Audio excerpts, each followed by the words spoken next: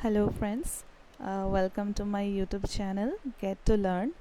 In my channel, basically, you will get informative videos. Okay, so ये मेरा पहला video है. हाँ, तो मेरे पहला वीडियो में मैं आप लोगों से इंडियन नेशनल कांग्रेस के बारे में डिस्कस करूँगी.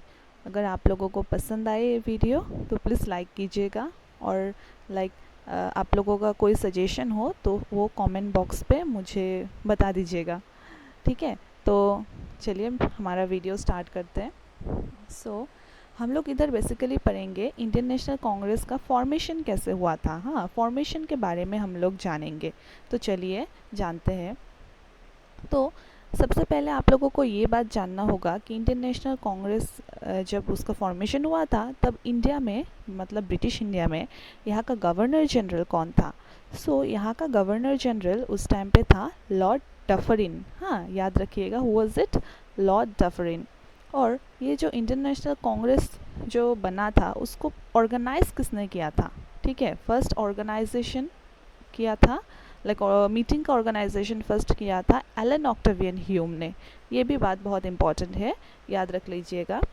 और आप लोगों को अभी ये जानना है कि एलन ऑक्टेवियन ह्यूम ने क्या किया था. उन्होंने कैलकाटा यूनिवर्सिटी से 50 स्टूडेंट्स को लेके एक मीटिंग किया था.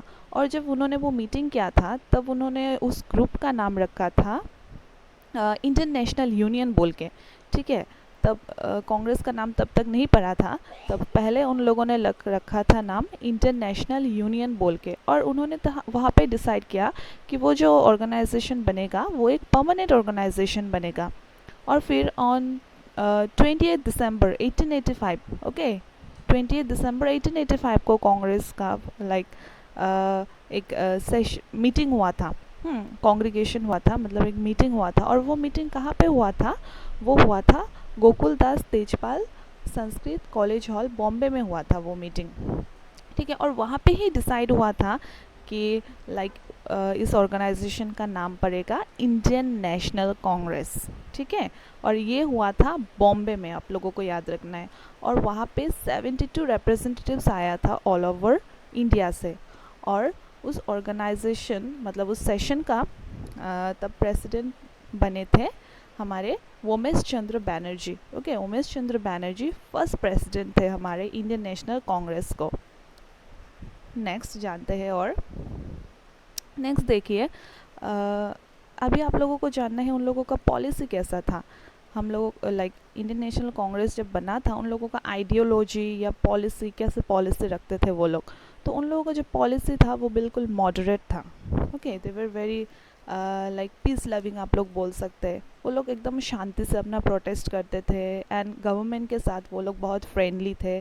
गवर्नमेंट के साथ मिलजुल के रहना चाहते थे, समझौता करके रहते थे. एंड उन लोगों का और एक एम था आईएनसी का कि वो लोग इंडियन जो हमारे रिप्रेजेंटेटिव्स है वो लोग उन लोगों को एडमिनिस्ट्रेशन में वो शामिल कराना चाहते थे. क्योंकि हम लोगों को पता है उस टाइम पे क्या होता था, ज़्यादातर जो रिप्रेजेंटेटिव्स थे वो ब्रिटिश थे और इंडियंस का बहुत कम मेंबर्स रहते थे. तो उन लोगों ने ये सोचा AINC में कि हम लोग इस ऑर्गेनाइजेशन या इस ग्रुप से हम लोग, ये बेसिकली एक पॉलिटिकल ऑर्गेनाइजेशन था ना, तो इस ऑर्गेनाइजेशन से कैसे हम लोग अपने रिप्रेजेंटेटिव्स या अपने मेंबर्स का संख्या जो है, नंबर्स जो है वो कैसे बढ़ा सकते हैं. तो ये उन लोगों का एक प्रस्ताव था. और इसी वजह से INC ने क्या किया, सुरेश चंद्र बैनर्जी के लीडरशिप में एक टीम बनाया और उस टीम को भेज दिया इंग्लैंड में. और कब भेजा? In the year 1890. ओके, फिर हमारा आया इंडिया काउंसिल एक्ट ऑफ 1892, जिसने कांग्रेस को बहुत ही ज़्यादा डिसअपॉइंट किया. क्यों डिसअपॉइंट किया? देखिए, क्योंकि उन लोगों ने अपना डिमांड रखा था कि हम पहले क्या होता था, वाइसरॉय जो था वो डायरेक्ट नॉमिनेट कर देता था मेंबर्स को. लेकिन आईएनसी का दे डिमांडेड कि हम लोगों को इलेक्शन चाहिए. इलेक्शन के बेसिस पे आप लोग मेंबर्स को इलेक्ट कीजिए. लेकिन इस डिमांड को माना नहीं गया.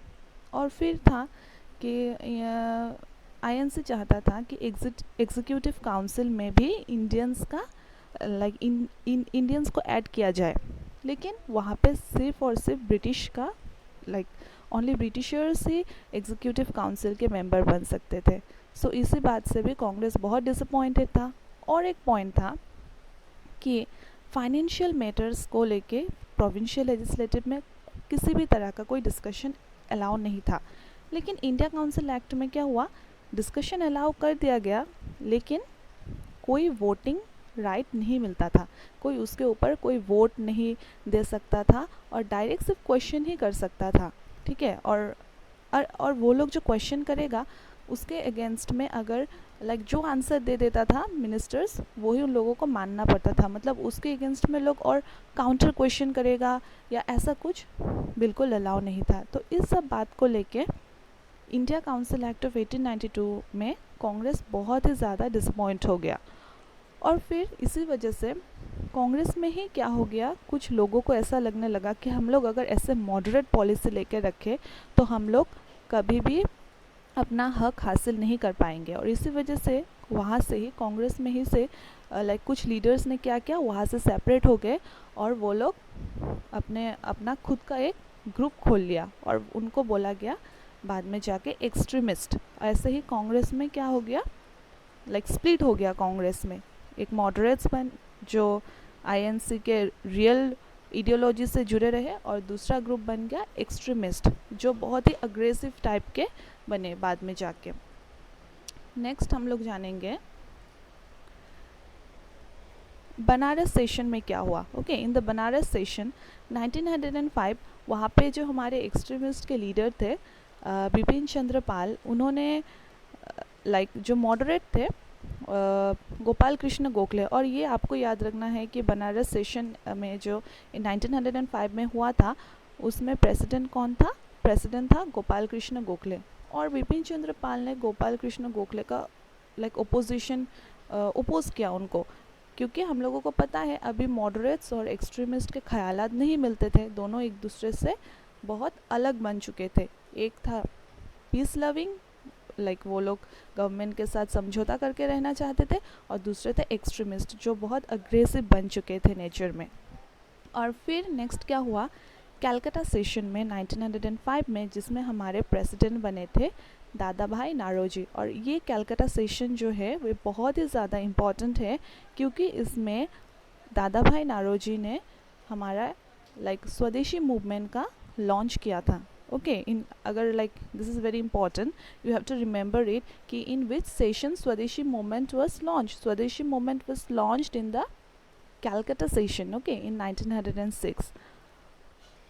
और बाद में जाके जो सूरत सेशन हुआ, सूरत सेशन में जिसमें प्रेसिडेंट थे हमारे रास बिहारी बोस।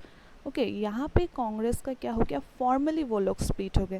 पहले तो हम लोगों को देखने को मिला ही वो लोग लाइक सेपरेट हो रहे थे, लेकिन फॉर्मली वो लोग स्प्लिट कब हुए, फॉर्मली वो लोग स्प्लिट किए सूरत सेशन में। ओके, जिसमें प्रेसिडेंट थे हमारे रास बिहारी बोस। और टिल 1906 तक ऐसे ही कांग्रेस में हम लोगों को स्प्लिट देखने को मिला, कांग्रेस दो भागों में बटे रहे। और अभी हम लोग को जानना है कि एक्सट्रीमिस्ट के लीडर्स कौन थे। ठीक है, एक्सट्रीमिस्ट जो थे उन लोगों को लीड कौन कर रहा था, उन लोगों को लीड कर रहे थे लाल बाल पाल, इन लोगों को ट्रायो, जिसका फुल फॉर्म है लाला लाजपत राय, बाल गंगाधर तिलक और इधर बिपिन चंद्र पाल। ये तीनों मिलके लाइक हमारे एक्सट्रीमिस्ट को लीड कर रहे थे। और फिर एक्सट्रीमिस्ट के और एक लीडर थे औरोबिंदो घोष बोल के, इज़न्ट इट, जो फेमस हमारे औरोबिंदो घोष है, जिन्होंने हमारे नेशनल एजुकेशन के बारे में बोला था, स्वदेशी मूवमेंट के बारे में और स्वराज मूवमेंट्स, ये सब के बारे में वो मतलब लोगों को इस सब बारे में एजुकेट कर रहे थे, लोगों को बता रहे थे इन सब कॉन्सेप्ट्स के बारे में। दे वर स्प्रेडिंग इट। ओके, वो लोग इस कॉन्सेप्ट्स को स्प्रेड कर रहे थे जितना हो सके लोगों तक, ताकि लोगों में जो है एक नेशनल कॉन्शियसनेस का ग्रोथ हो और लोग जान पाए, ज़्यादा से ज़्यादा लोग अपने आप को लाइक इंडियन बोल के अपने आप को वो लोग पहचान पाए। क्योंकि उससे पहले क्या हो रहा था, कोई भी अपने आप को इंडियंस नहीं मानता था, इज़न्ट इट। जो जिस स्टेट का है, कोई बंगाल का है तो वो बंगाली मानता है अपने आप को, कोई गुजरात का है तो गुजराती, लेकिन उससे पहले क्या हो रहा था, एक इंडियन कॉन्शियसनेस नहीं था। तो इन लोगों ने धीरे धीरे जो इंडियन कॉन्शियसनेस है, नेशनलिज्म का कॉन्शियसनेस है, वो लोगों में धीरे धीरे उन लोगों ने स्प्रेड करना स्टार्ट किया। और वो जाके बाद में जो हमारा जितने भी हमारे मूवमेंट्स हुए, फाइनल मूवमेंट तक जाते जाते इन सब कॉन्सेप्ट्स ने लोगों के अंदर बहुत ही ज़्यादा नेशनलिज्म का भाव बढ़ दिया। और इसके वजह से ही हम लोगों का बाद में जाके इंडिपेंडेंस हासिल करना मुमकिन हुआ। So thank you. यही इसी यहाँ तक ही मेरा वीडियो था। यहाँ पर ही मैं वीडियो को अपना ख़त्म करती हूँ। अगर आप लोगों को पसंद आए तो आप लोग प्लीज़ लाइक कीजिएगा, और कोई भी सुझाव हो तो प्लीज़ कमेंट कर दीजिएगा। Thank you.